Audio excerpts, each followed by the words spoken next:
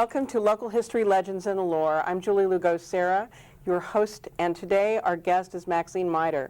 Maxine, her story started a long time ago, a long ways from here, and today we're going to hear how she came to California and worked for the studios during and after the war, and eventually put her experiences into a book.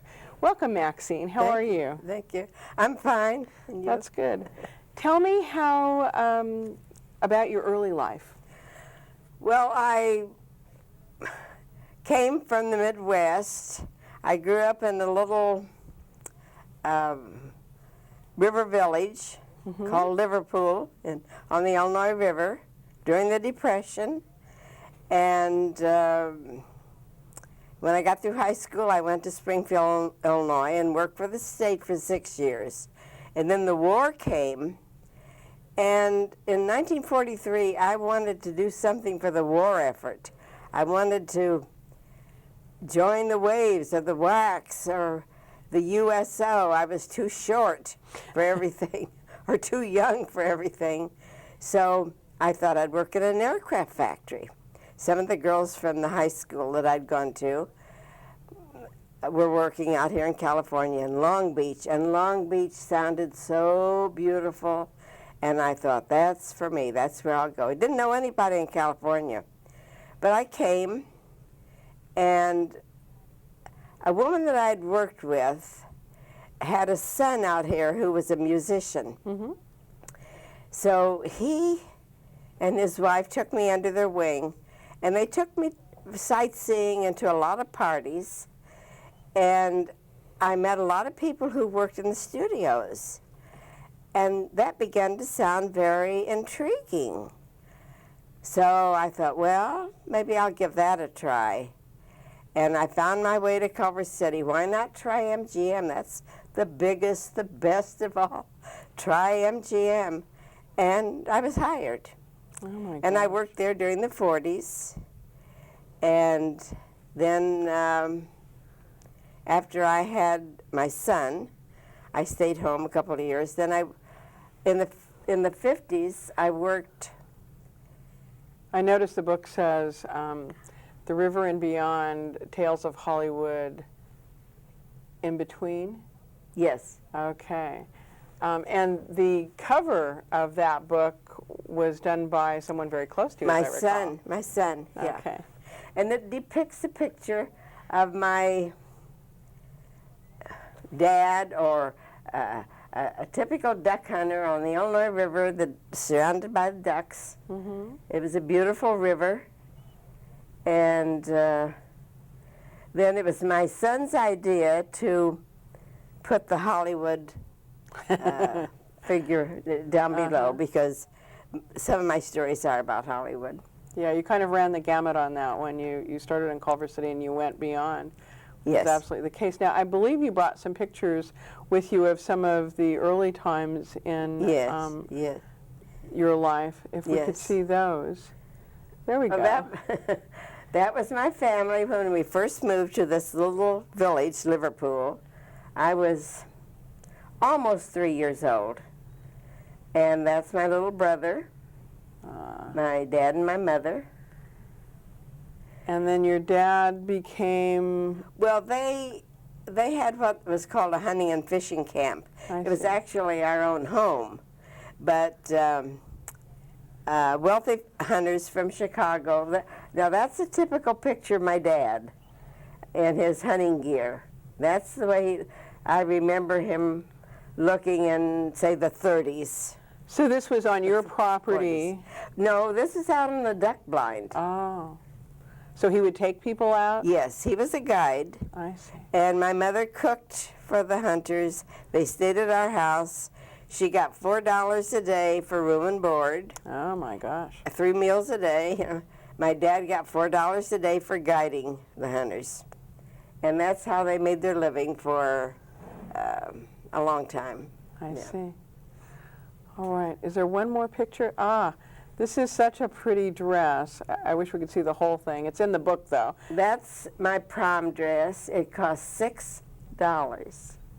We went all the way to Peoria to get that dress. It was satin and lace. Oh my goodness, oh my goodness. So did you learn to sew eventually? Yes, I think so, yes.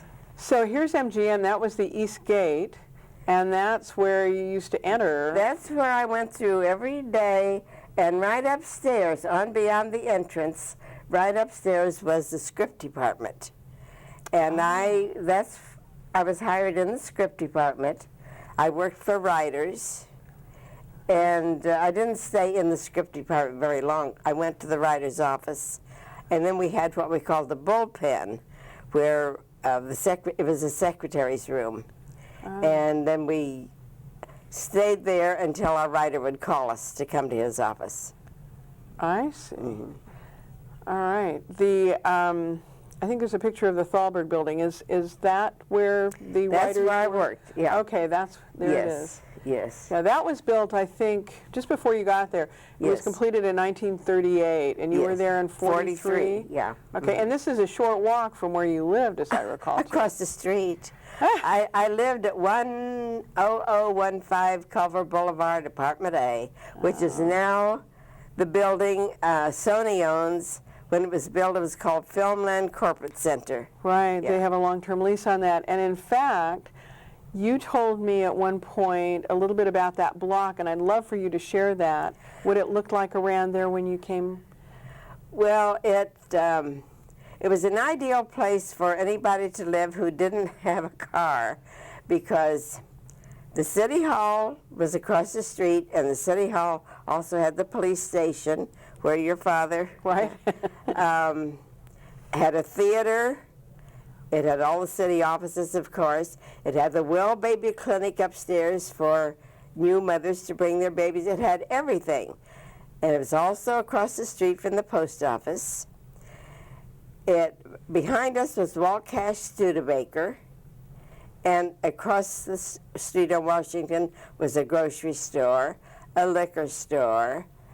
And then if you wanted conversion, St. Augustine's was very close. You could cover all of your bases. Yes. Oh, and there was a hospital at the end, across the street at the end of the Right. block. There was everything you needed within a one-block area. And tell me where the USO was. The USO was the only building between where I lived and MGM, not counting the little mortuary that was there. You know, MGM tried to buy that mortuary for years. They would not sell, Yeah. and it was always a bane of MGM's existence. I am sure that Louie B. Mayer is probably whipping around in his grave because it was after Sony purchased the property that they acquired just a little bit to make that 44-acre lot into 45, and that was part of it. They call it the Thalberg Annex now because it's just next to the Thalberg building. But the USO was right next door to my building. And as a matter of fact, the people who bought that building when it was no longer needed as a USO were my brother's in-laws. Oh. He married their daughter. They turned it into like, it was sort of an apartment building. They had 3 different apartments. And what was their name? Goodwin. Goodwin. Mac Goodwin was the boom man at MGM. Oh. Yeah. Well, this is typical. You hear about how all of the locals had somebody in the family, and you had even more than one. Tell me about your first day at work at MGM. Well, I didn't quite know what to expect, and it was pretty grim. Pounded a typewriter all day long, and some glamour. Did you meet anybody? No, not the first day, no. But then after I was there a couple of days, they sent me out on an assignment. And I sat there in that office, dead silence, nobody there. The man that I was supposed to be working for didn't show up. His secretary was away someplace having a nervous breakdown. I figured he must be too. But his name is on the door, and his name is Vincent Minnelli. And finally, one day the door flew open, and there he was, scared me half to death. And he said, I've invited some friends in. Can you make tea? Well, I didn't know how to make tea, but his tone of voice inferred as much that he would be surprised if I knew how to make tea. It was some kind of special tea he had bought from the black market. He had paid a fortune for it. I didn't know. I used so much tea. I was wasting it. It was so strong. Arthur Hornblow Jr. and Michael Arlen were his guests, very aristocratic men. They came in and they sipped their elegant tea. And I crouched back in a corner trying to hide. So did you have to make tea again? No, I don't think I was ever asked to make tea again. But I think that they let me know that it was so expensive, it was not to be wasted. So now, didn't you meet people like Robert Taylor? Well, Robert Taylor almost ran over me the day I came out and applied for a job. I was leaving the studio, and there was a little street that led into the entrance of the studio. And as I stepped down off the curb, I heard this brake squealing, and a convertible slammed on the brakes, looked up, Robert Taylor. Couldn't wait to write the girls back home. But they got a big jolt out of that. So did you meet any other big stars like Gene Kelly? Or? Oh, yeah. I met at Christmas, the first Christmas, I was homesick. I'd never been away from home before. So we got off early. And I went down to my roommate's office because I didn't want to go home. I didn't know what I wanted to do. So I was sitting there waiting for her, and a man came through. My roommate was in another office, and she was expected back soon. A man came through and introduced himself. I told him I was waiting for my roommate, and he said, well, I'm going to Louie B. Mayer's Christmas party. Would you like to come? Oh, my gosh. And where is it? In the commissary? He said, oh, no, he has a private dining room in the Thalberg building. And it's for his stable of stars. He does this every Christmas. So I went. And on the way there, a man came through the reception door in uniform. Oh, my gosh, Clark Gable. I just weakened. And Norman, this man, got a kick out of seeing this kid so wide-eyed, and he said, would you like to meet him? So as Gable came near, Norman stopped Clark Gable and said hello to him, and then he introduced us. And I could barely say, how do you do? And then Gable went on. He got a kick out of it. He smiled, you know. And we went on to the luncheon, and I said, the girls will never believe this. The girls back home, the 4Ms. And he said, who are the 4Ms? Well, there were 2 Marys, a Monica, and a Miriam, and I was the 5th M, but I left, so now there are only 4 M's left. But I write them all the time, you know, I told him, and they'll never believe it. And we went up to the luncheon and saw a lot of stars, Mickey Rooney, Ann Sothern, Esther Williams, all of Louie B. Mayer's stars. The luncheon was just ending. They brought us a luscious dessert, brought us a telephone to the table so I could call all my girlfriends and tell them, guess where I am? Nobody was in their office. They had all gone home. And I said they wouldn't have believed it anyway. Oh, that's pretty exciting. It was coming back that we went to the music department where my roommate worked. And Gene Kelly sat down beside me, and they were talking about things. I didn't know that much about music. And somebody then said something about a scandal. And I piped up to Kelly. I said, that's what I like about you, Mr. Kelly. I've never, ever heard a bad word about you. And he said, you're a doll. And he leaned down, and I held up my cheek. He kissed my cheek. I may never wash that cheek again. That's great. Well, now, there's a picture of you and a very handsome man. Oh, that's our wedding picture. That's Marvin. That's Marvin, Weekirk of the Heather, November 2nd, 1945. Wow. And so you met him while you were out here? Oh, yes, yes. I met him through these friends that took me under their wing, and in fact, they stood up with us at the wedding. They were our best friends out here. I see. And he had come from Springfield, where I had worked 6 years, but I'd never met him there. And he had been a musician. He had had his own orchestra. And Dan was a drummer. Dan was a musician. I see. Dan played with a lot of big bands until he got tired of traveling around the country and settled down in Hollywood.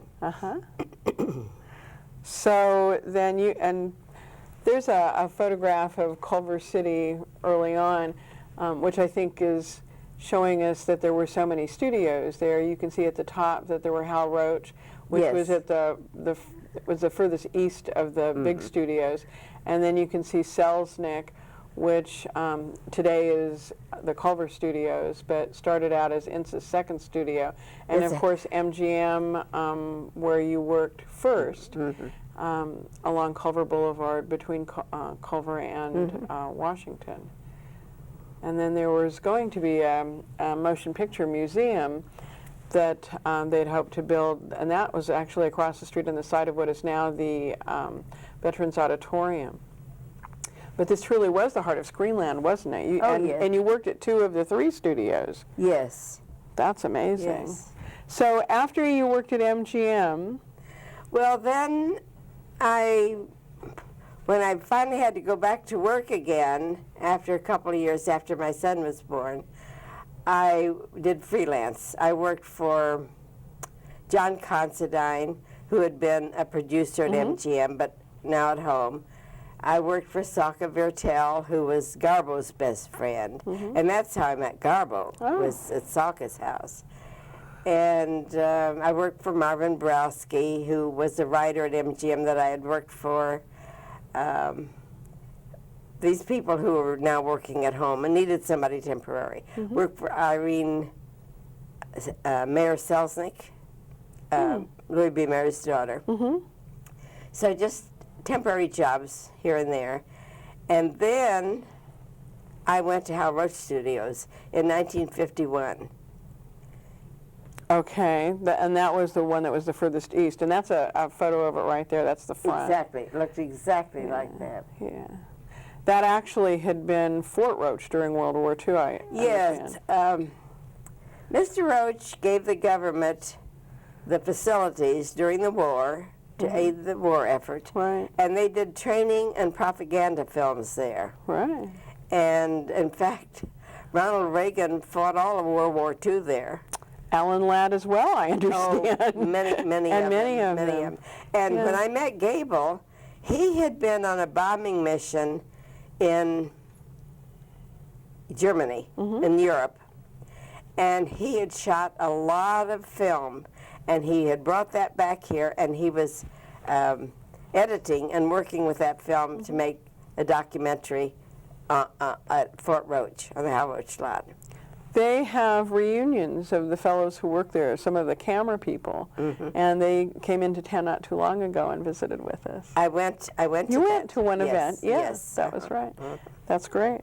Then this was before your time, this picture, but the Our Gang comedies were filmed there, and I remember when I interviewed Mr. Roach, I think it was in about 1990, he said that the reason that he came to Culver City was because he couldn't get land downtown where he was, and so he called Harry Culver and came here. And the reason that he could afford to buy the property here was because of the Harold Lloyd movies. Exactly. And then he did the Our Gang comedies here, and he did all the Laurel and Hardy, and you saw things all over the place. So then you got there in '51, which was after they had done all of that. What did you do there?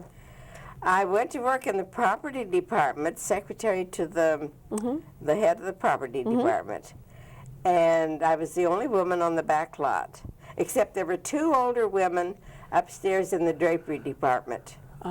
But, oh, those prop men were so good to me. You know, they just treated me like a queen bee, and then I tried to be good to them. They needed love letters or maps, hand-drawn maps, things like that. I would sit there and do my best to help them out, you know.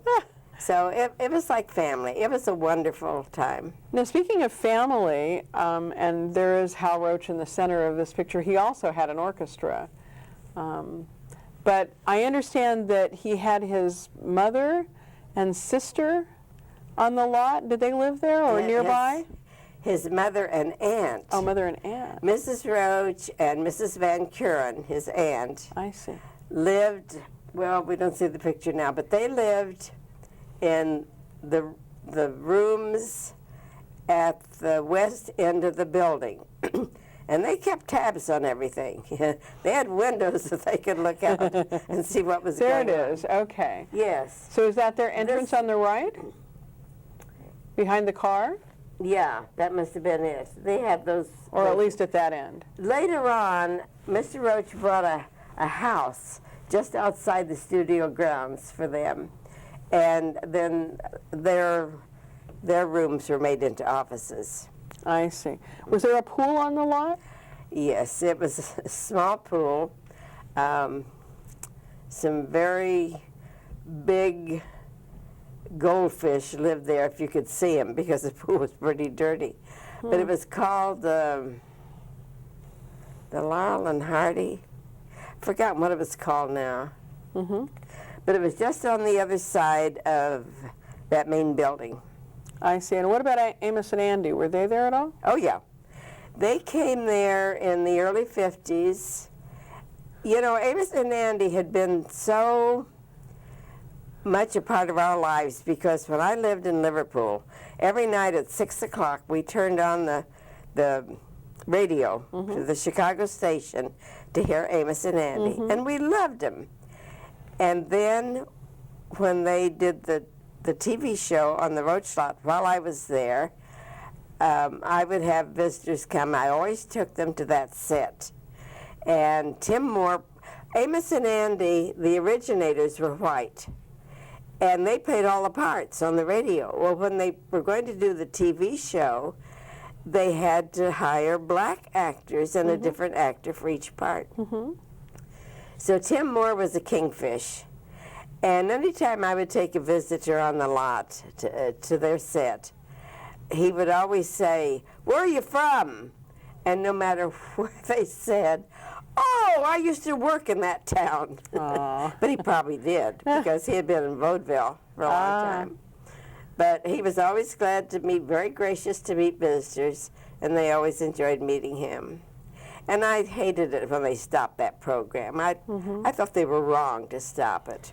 Now, you have a connection with one of their daughters, too. Yes. When I went to Fox, I worked at Fox 31 and a half years. And the last 8 years, my secretary was Dottie Carell, who was the daughter of Charles Carell, one of the originators of Amos and Andy. Oh. And one of the first things she told me was that when she and her brothers and sister were young, their father had taken them back to Illinois to see where he came from. And he called it Peoria. It was Peoria. Of course. But he made fun of it. He called it Peoria. And I said, well, that's about 33 miles up the river from where I grew up. But Dottie and I got along wonderfully well, and I enjoyed having her.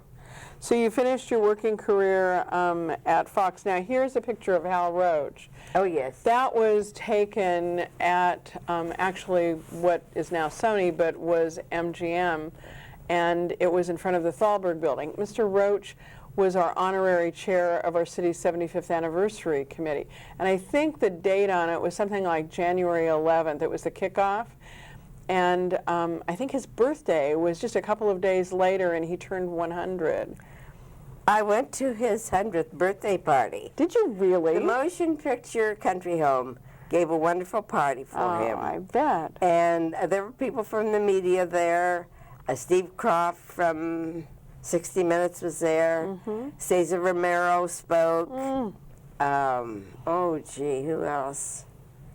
But he was 100 years old, still hale and hearty.